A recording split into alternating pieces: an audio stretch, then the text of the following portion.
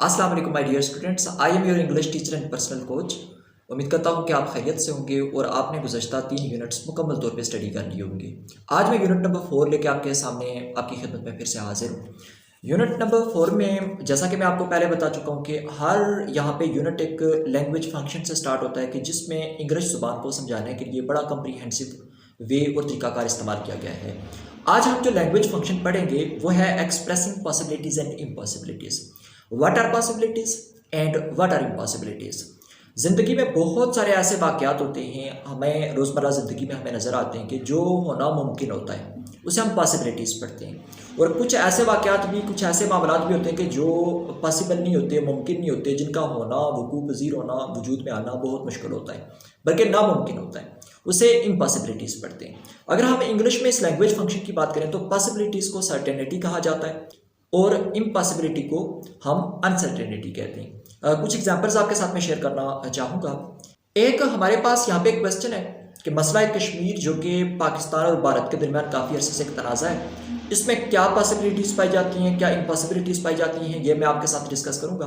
आपने गौर से इन जुमलों की स्ट्रक्चर को देखना है, फिर आपको अंदाज़ा हो जाएगा कि पॉसिबिलिटीज़ के सेंटेंसेस कैसे बनाए जाते हैं और इम्पॉसिबिलिटीज़ के सेंटेंसेस कैसे बनाए जाते हैं।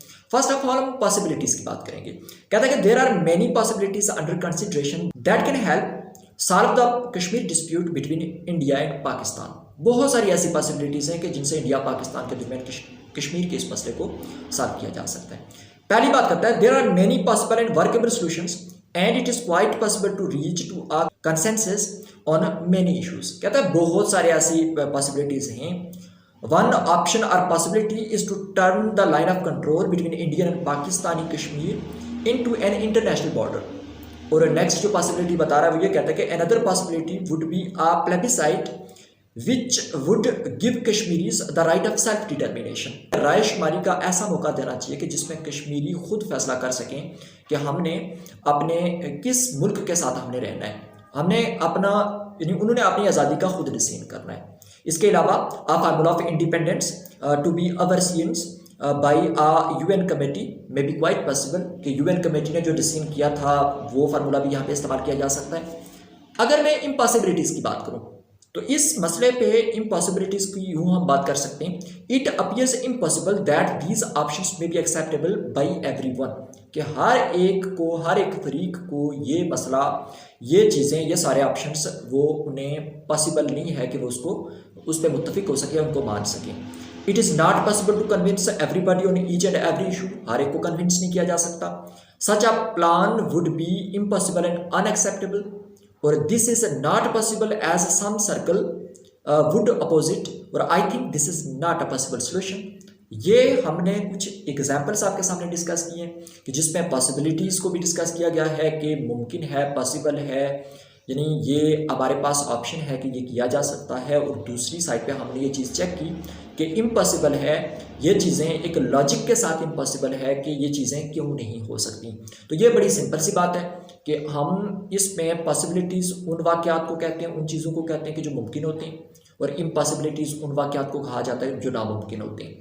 पॉसिबिलिटीज़ को सर्टेनिटी भी कहा जाता है और इम्पॉसिबिलिटी को अनसर्टेनिटी भी कहा जाता है। एक में यकीनी सूरत हाल होती है, एक में शकूक व शबात पाए जाते हैं। तो ये हमारा पहला टॉपिक जिसमें हमने पॉसिबिलिटीज़ और इम्पॉसिबिलिटीज़ को विद एग्जाम्पल डिस्कस किया है। उम्मीद करता हूँ कि आपको ज़रूर समझ आई होगी। आप सम सेंटेंसेस बनाइए, कोई एक इशू लीजिए, उस इशू पे आप 10 सेंटेंसेस आप टोटल कंप्लीट कीजिए, जिसमें 5 सेंटेंसेस आपके पॉसिबिलिटीज़ और 5 सेंटेंसेस इम्पॉसिबिलिटीज़ के।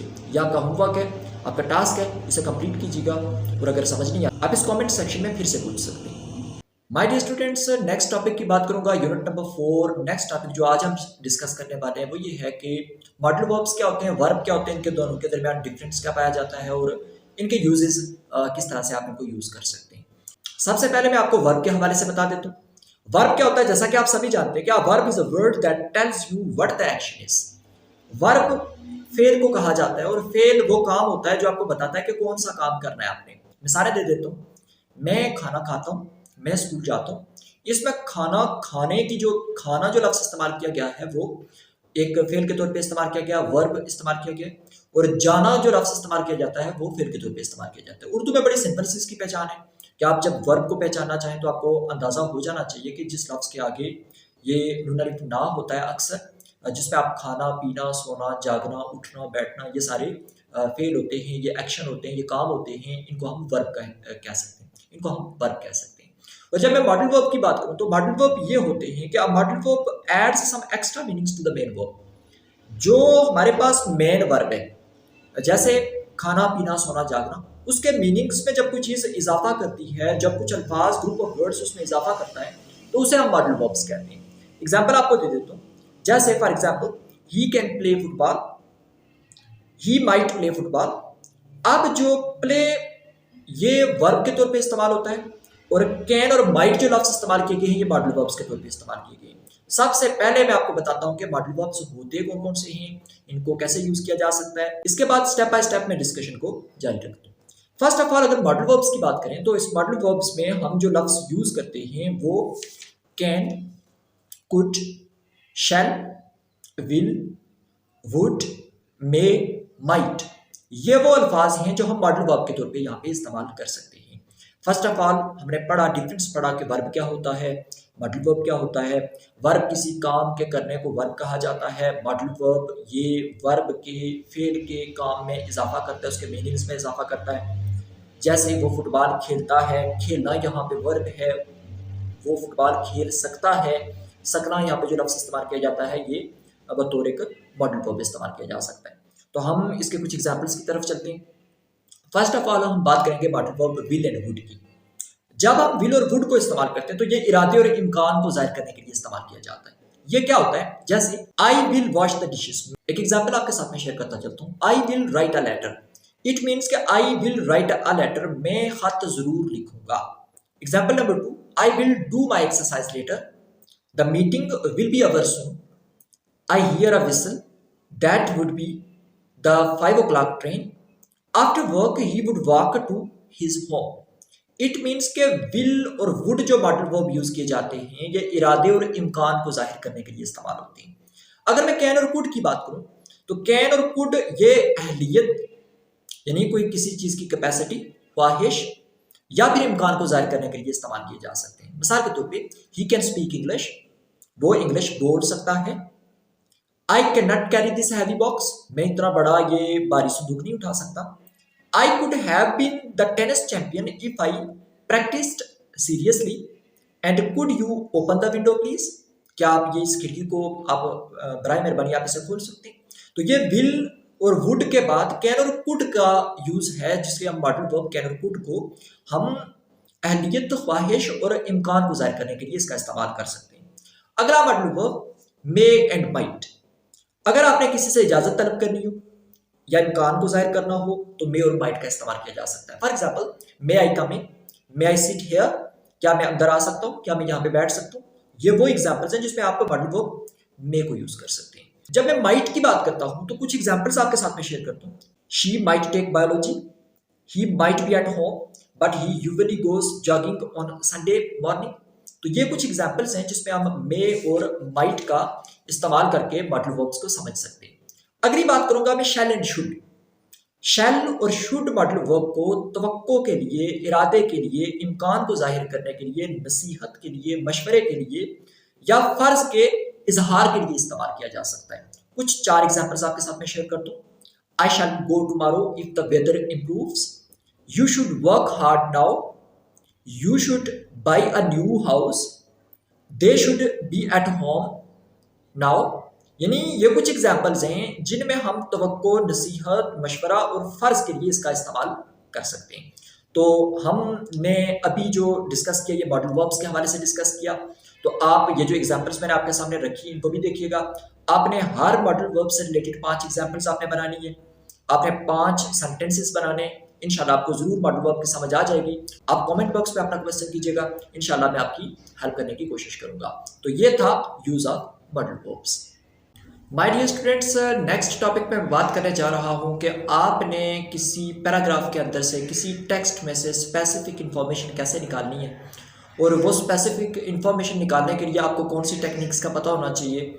2 तरह की टेक्निक्स इस्तेमाल की जाती हैं। एक टेक्निक को स्किमिंग कहते हैं और दूसरी को स्कैनिंग कहते हैं। स्किमिंग क्या होती है, स्कैनिंग क्या होती है, इंशाल्लाह मैं डिटेल में आपसे बात करता हूँ और साथ एग्जाम्पल्स भी आपको देता हूँ।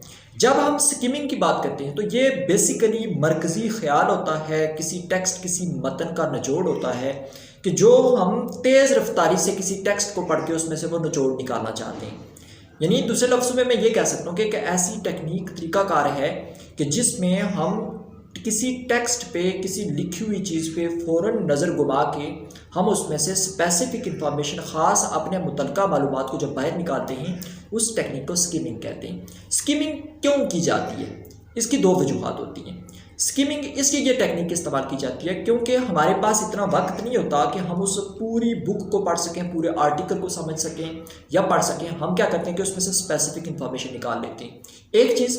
और स्किमिंग की दूसरी बड़ी वजह ये होती है कि हम जब जानना चाहें कि ये टेक्स्ट पढ़ना है, कौन सी बुक हमारे लिए ये सूटेबल है, हम इसे पढ़ना चाहते हैं, ये टेक्स्ट हम यानी इससे कुछ इन्फॉर्मेशन लेना चाहते हैं, तो ये स्किमिंग टेक्निक हमें ये बताती है कि क्या ये टेक्स्ट, ये बुक, ये कोई चीज़ पढ़ने के काबिल है या नहीं है। स्किमिंग की एक मैं बड़ी बेस्ट एग्जांपल आपके सामने मैं शेयर करने वाला हूँ। हम रोज़मर्रा ज़िंदगी में बेशुमार बुक्स होती हैं, बेशुमार डेटा होता है कि जिसको हम स्किम करने की कोशिश करते हैं, स्कैन करने की कोशिश करते हैं।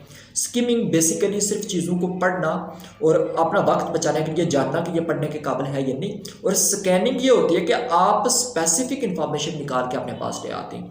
एक पैराग्राफ आपके सामने मैं रखता हूँ। अगर आपसे कोई कहे कि आपने बेस्ट टीचर की क्वालिटीज़ बतानी है, एक पैराग्राफ आपके सामने है, तो बेस्ट टीचर की क्वालिटीज़, उसको मैं आपके सामने सिंपल करके बयान कर देता हूँ।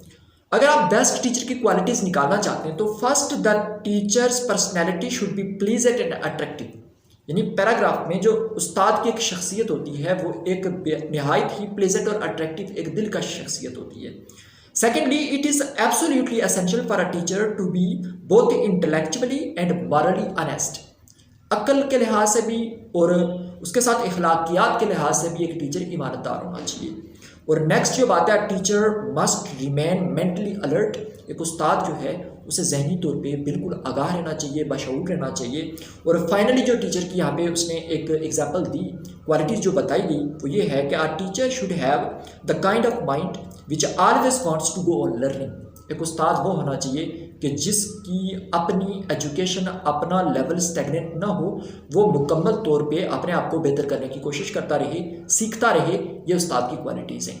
इट मीन्स ये कि मैं आपको एक आसान सी एग्जांपल देता हूँ कि आप जब भी कोई टेक्स्ट पढ़ते हैं, आपने सबसे पहले डिसाइड करना है कि ये मैंने पढ़ना है, इसमें से मैंने इन्फॉर्मेशन कौन सी निकालनी है। इन्फॉर्मेशन निकालने के लिए आपको जल्दी जल्दी उस टेक्स्ट पे स्किमिंग करनी पड़ेगी, उस पर स्कैनिंग करनी पड़ेगी और आपको अंदाज़ा हो जाएगा कि ये चीज़ पढ़नी है या नहीं पढ़नी, या इस चीज़ से हमने क्या स्पेसिफिक इंफॉर्मेशन एक्सट्रैक्ट करनी है। तो ये स्किमिंग एंड स्कैनिंग है। आप इस बुक के अंदर दिए गए पैराग्राफ्स के अंदर ये टेक्निक आप अपनाइए। ज़िंदगी में ना सिर्फ आपको टेक्स्ट बुक पढ़ाई में आपको ये चीज़ काम देगी, बल्कि ज़िंदगी में बहुत सारी जगहों पे ये स्किमिंग एंड स्कैनिंग आपके काम आ सकती है। My dear students, unit number 4 के नेक्स्ट टॉपिक की बात करूंगा। आज मैं आपसे बात करूंगा कि गिविंग एडवाइस, कि हम किसी को नसीहत कैसे कर सकते हैं। आपने ये चीज़ नोटिस की होगी कि रोज़मर्रा ज़िंदगी में बहुत सारे ऐसे वाक़े होते हैं, ऐसे वाक़यात होते हैं कि जहाँ पे हमें लोग नसीहत करते हैं या हम किसी को नसीहत करते हैं। इंग्लिश में जब हम किसी को नसीहत करते हैं तो उसके लिए एक स्पेसिफिक मॉडल वर्ब्स यूज़ किए जाते हैं। उन स्पेसिफिक वर्ड्स को आपके साथ में शेयर करना चाहूँगा। फर्स्ट ऑफ ऑल, जब भी हम नसीहत करते हैं इंग्लिश में तो उसमें कुछ अल्फाज हैं जैसे should, must, ought to and have. ये कुछ वो एक्सप्रेशंस हैं, वो अल्फाज हैं कि जिनको इस्तेमाल करके हम किसी को नसीहत कर सकते हैं। कुछ एग्जांपल्स आपके साथ में शेयर करता चलता हूँ। You should get some rest, तुम्हें थोड़ी देर रेस्ट करनी चाहिए। You must have a decent meal first. You are to have a bath. I think you should consult a doctor and you have to relax. ये कुछ वो अल्फाज हैं कि जिनको हम बतौर किसी को एडवाइस के हम इसका इस्तेमाल करते हैं। तो मैं आपके सामने जो असाइनमेंट के तौर पे जो चीज़ रख रहा हूँ वो ये रख रहा हूँ कि आपने should, must, ought to, have to, इनके साथ आपने 5 सेंटेंसेस बनाने हैं कि जिसमें आपने किसी को एडवाइस देनी है और ये अल्फाज आपने अपनी नोटबुक पे नोट कर लेने हैं। और किसी परेशानी की सूरत में आपने कमेंट बॉक्स में अपना क्वेश्चन ज़रूर रखना है।